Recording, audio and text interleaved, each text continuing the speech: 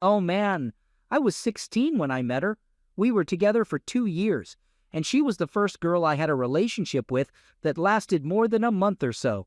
She was my first love. We attended a house party together on New Year's Eve, but we got separated after the main party ended, and everyone went their own way. I left with my friends. She texted me saying she was tired from the party and heading home to sleep. Unfortunately, the friends I was hanging out with thought it would be a good idea to go back to the house and crash there. When I arrived, I found her in bed with a guy I didn't know, and she wasn't wearing any clothes. The next day, we broke up, and I haven't spoken to her since. Not the best way to handle the situation, I guess. After that incident, it took me a few years to get into another serious relationship. We dated for a year, and then she moved in with me in my small, one-bedroom apartment. We lived there together for a year. Eventually, I decided to take a mortgage and buy a two-bedroom condo. She was still a student at the time, so we mostly relied on my income. She didn't have many classes, so she stayed home a lot. Some of my friends thought she was taking advantage of me since I was the one financially supporting us. I never gave her money directly, but she also didn't contribute her fair share. Sometimes she would buy random groceries, but that was about it. Things started to change when I began working long hours, often doing 12 to 16-hour shifts. Our interactions became less frequent. She became more engrossed in her phone, and my jokes no longer amused her. It seemed like everything I did annoyed her to some extent. Our bed life also completely fizzled out. I didn't even bother asking if she wanted to join me when I went out with friends because all of my friends seemed to despise her. Anyone noticing the red flags? But I still held on to hope that things could be fixed. Then one day, her phone lit up on the living room table while she was in the bathroom. It was a text from her classmate saying, "I'm really excited to meet you again soon. I'm not proud of what I did next, but..." That text caught my attention, so I couldn't resist the temptation, and I opened her phone to read part of their conversation. Turns out they had been seeing each other for a few months already. I was devastated, absolutely crushed. I felt dizzy and sick to my stomach, like my entire world was crumbling. I started reading one of the explicit texts out loud, loud enough for her to hear. It described what he wanted her to do to him, and she seemed to play along in her response. And that wasn't the only exchange of that nature. She quickly rushed out of the bathroom, grabbed her phone, and accused me of invading her privacy. I admit I did cross that line, and I'm not proud of it. She insisted that it was just messages and nothing physical had occurred, but I couldn't bring myself to believe her. I told her to gather her belongings and drove her to her mom's place. The car ride was silent, both of us knowing it was the end. She cried while I remained stone-faced, trying to appear as cold as possible. I told her I needed some time alone and went back to my place. I poured myself a whiskey, confided in my best friend about what happened, and asked him to come over because I didn't want to be alone. He came over with more drinks. We watched the first 3 die-hard movies and continued drinking. I let out my frustrations while he listened. The next day, I called in sick from work. Since my friend was unemployed at the time, we went to the grocery store and grabbed some empty banana boxes. We packed all of her belongings into those boxes. After a few days, I reached out to her and we had a conversation. She still maintained that nothing had happened, but we both agreed that our relationship was truly over. I informed her that I had packed up her belongings and she could pick them up while I was at work and leave the key. She followed through with that. That was the last time we had any communication. A few months later, she became pregnant with the other guy and moved in with him. A year later, she was a single mom. She reached out to me last year through Facebook. She sent a message apologizing and admitting that she had started seeing the father of her child before ending things with me. I haven't replied to her message, and honestly, I haven't really given it much thought until now. My current partner, whom I've been with for 6 years, just sent me a message on WhatsApp while I'm at work, saying that she accidentally left my dog outside for half an hour, and now the dog is upset with her. I told her to give the dog a pig's ear as a way to appease it.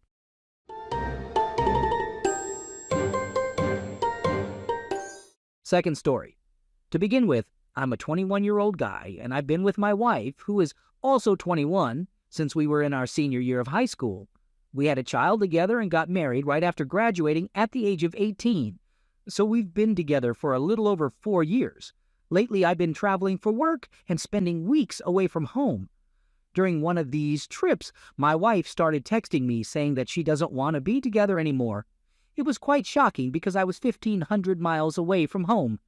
Receiving these messages about her not wanting to make our relationship work. We agreed that we would have a more detailed discussion about it when I returned. Around 8 months ago, my wife became best friends with my aunt. They would often hang out together, and I would occasionally join them. My aunt has a boyfriend whom I've known for more than 10 years, and I consider him part of the family.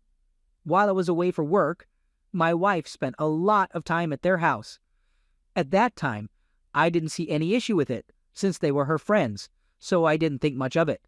So I come back home after working across the country, and I find out that my wife's friend has been living in our house for free the whole time I was gone. Normally, that wouldn't be an issue because I don't mind helping people out. But this friend completely trashed our house and let it become disgustingly messy. It made me realize that my wife was hardly ever home. Instead, she stayed at my family's house while I was away, completely neglecting our pets, the house, and our child. She would pass our child off to others while she went out partying all the time. Finally, my wife and I sit down to have a serious conversation about our relationship and why things weren't working out. She barely looked at me and couldn't talk for more than 20 minutes before going back to my family's house.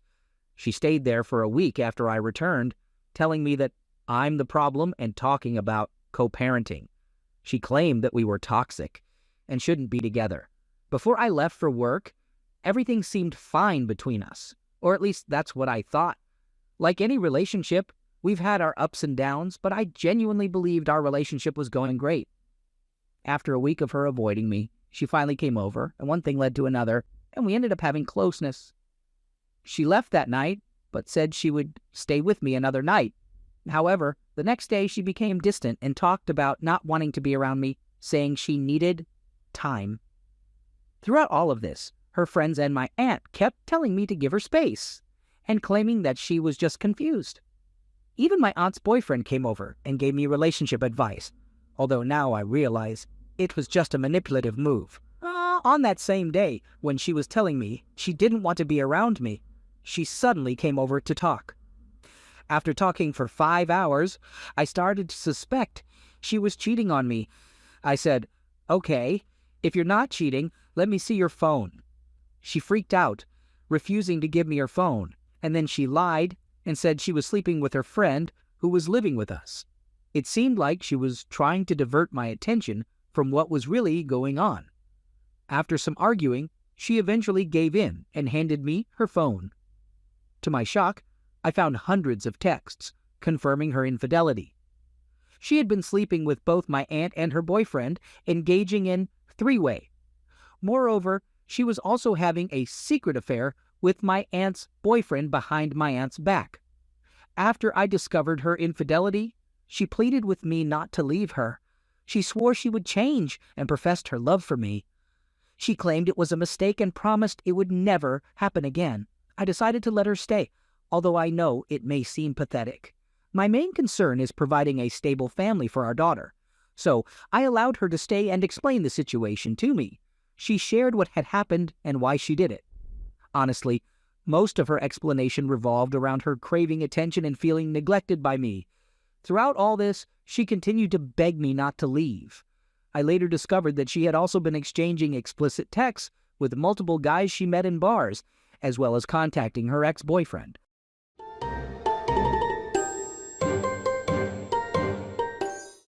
Third story. The past 2.5 years have been a roller coaster ride I never saw coming. It's hard for me to fully capture everything that has unfolded since I discovered my wife's affair with multiple men over a span of about 6 months. I've been desperately trying to hold on to something that might not even exist anymore. We've been married for 12 years and have 4 children, ranging in age from 1 to 11. Sadly, we lost one child at 40 weeks about 6 years ago. Whenever I talk about my family, I always include him because he remains a significant part of who we are. D-Day, the day I found out about the affair, happened to be on my birthday a little over 2 years ago. I had gathered enough evidence to confront my wife and force her to come clean about anything she might have lied about. To my surprise and devastation, she confessed to her infidelity and provided me with answers to all my questions. It was a crushing blow, and I demanded to know every painful detail. I didn't get the full picture that first night, but I had a pretty good understanding of what had transpired. 3 different men over a span of 6 months, with 2 of them involved concurrently for the past 5 months. It was absolutely sickening. Naturally, I placed a lot of blame on myself. Even to this day, I still carry some of that blame. I believed that I had failed to meet her emotional needs, neglected her, and didn't support her enough in her role as the primary caregiver for our children. Despite working hard to provide for my family and give them a comfortable life, I realized that I had been self-absorbed and not effectively communicating my love for her. I believed that my actions contributed to her choice to be unfaithful. On that first night, she expressed uncertainty about whether she wanted to work things out and asked me, "Do you really want to do this? Is it worth the effort to try and fix this?"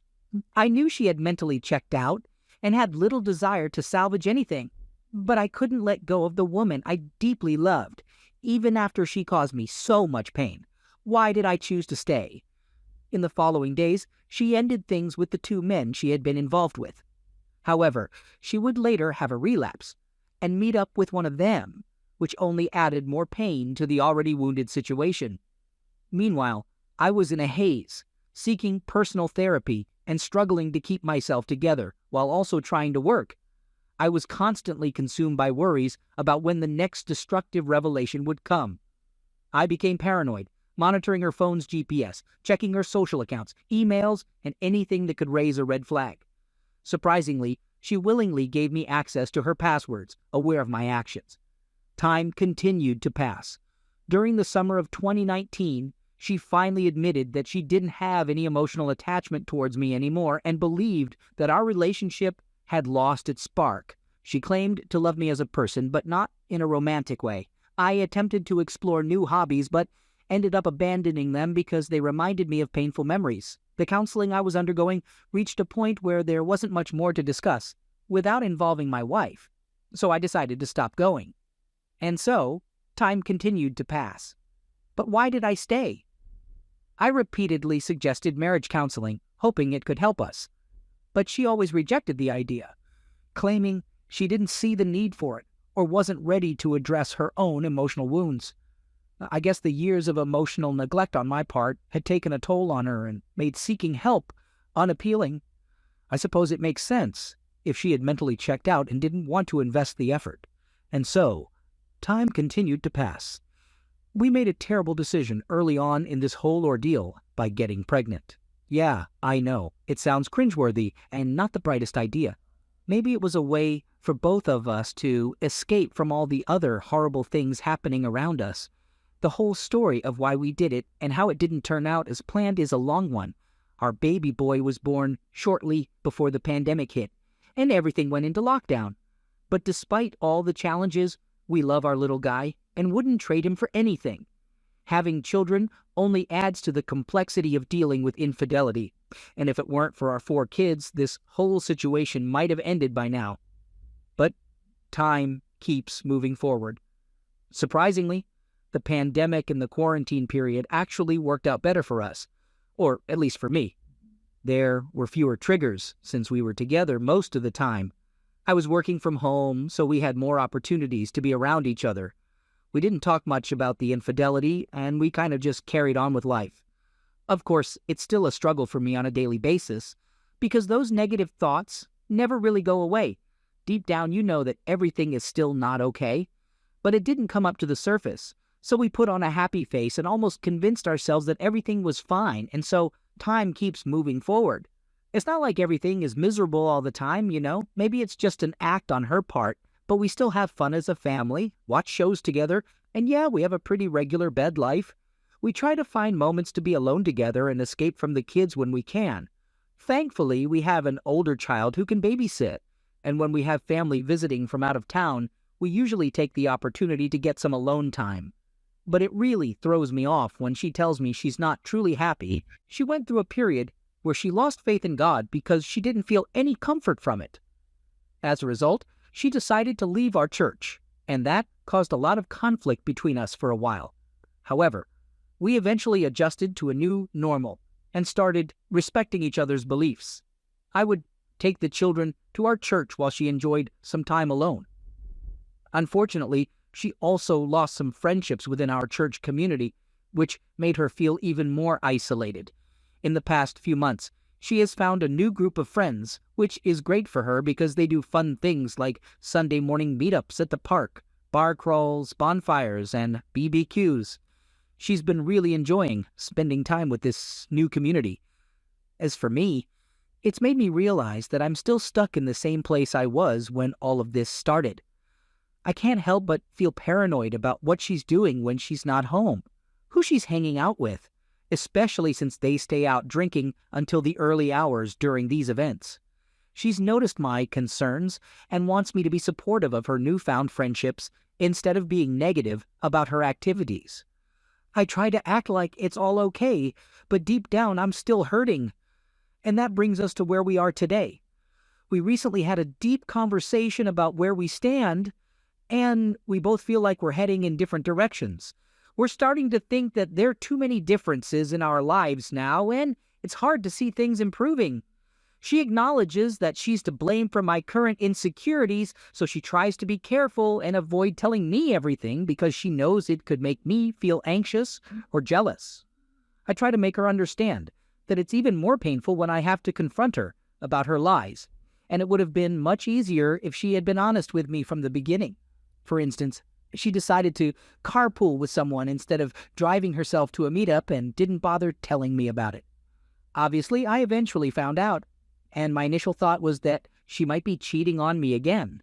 I expressed to her that all I want is honesty, and if the truth is something that will make it easier for me to make a decision, then that's great.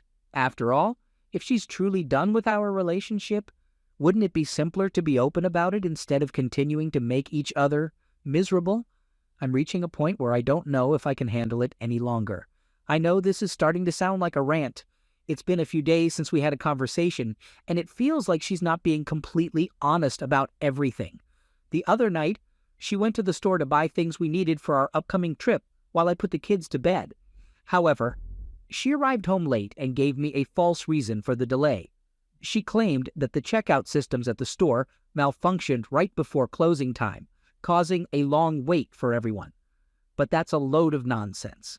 She doesn't seem to realize that GPS tracking is pretty accurate, and according to it, she was in the store parking lot about 20 minutes before closing. Moreover, the timestamp on the credit card charge and the GPS data match perfectly. I even called the store the next day, and they said they had no issues with their systems the previous night.